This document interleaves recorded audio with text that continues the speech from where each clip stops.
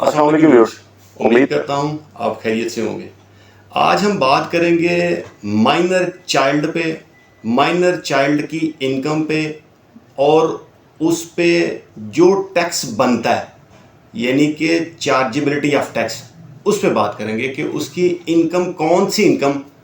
کہلوائے گی۔ Syed Atif Abbas Naqvi, advocate, high court, tax advisor.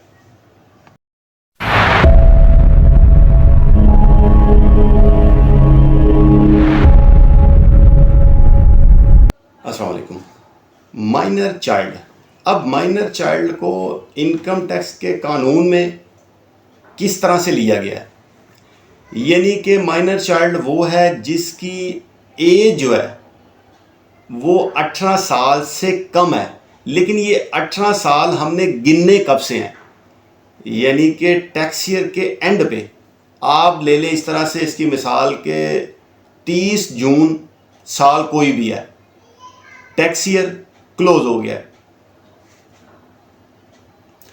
وہاں پر اگر اینڈنگ پہ اس کی ایج 18 سال ہو گئی تو پھر وہ مائنر چائلڈ ہے۔ اگر اس کے بعد دیکھیں گے تو پھر وہ مائنر چائلڈ نہیں رہے گا، یعنی at the end tax year پہ دیکھنا ہے کہ اس کی ایج بن کتنی رہی ہے، وہ مائنر میں فال کر رہا ہے یا وہ میجر میں فال کر رہا ہے۔ اب ہم لوگ بات کر رہے ہیں صرف مائنر کی، مائنر چائلڈ کی۔ اس نے پاکستان میں کوئی بھی انکم کمائی ہے، کہیں سے بھی کمائی ہے، اینی انکم کی بات کی گئی ہے جو مائنر چائلڈ کی ہوگی ایک ٹیکس ایئر میں، تو اس پہ اس کی چارجبلٹی آف ٹیکس جو ہے نا وہ کس طرح سے بنے گی۔ یعنی لا یہ کہتا ہے کہ اگر تو وہ مائنر ہے تو اس کے جو پیرنٹس کی ہائیسٹ انکم ہوگی اس میں وہ مائنر کی انکم ایڈ کر دی جائے گی اور وہاں پر اس کی چارجبلٹی بن جائے گی، یعنی کہ پیرنٹس کی جس کی ہائیسٹ انکم ہوگی اس میں مائنر کی انکم کو ایڈ کیا جائے گا۔ اب مائنر کی کسی بھی ہیڈ میں اس نے انکم کمائی ہے نا، تو قانون یہ کہتا ہے کہ اس کی انکم فرام بزنس ہی ہوگی، یعنی اور کوئی نہیں ہے، کسی بھی سورس سے اس نے کوئی پیسہ بنایا ہے نا، کمایا ہے، تو قانون یہ کہتا ہے کہ اس کی جو انکم ہے نا وہ انکم فرام بزنس ہے، یعنی کاروبار سے ہے۔ لیکن اس کے پیرالل ہم لوگ یہ دیکھیں کہ اگر اس کو کوئی ایسا بزنس جو ہے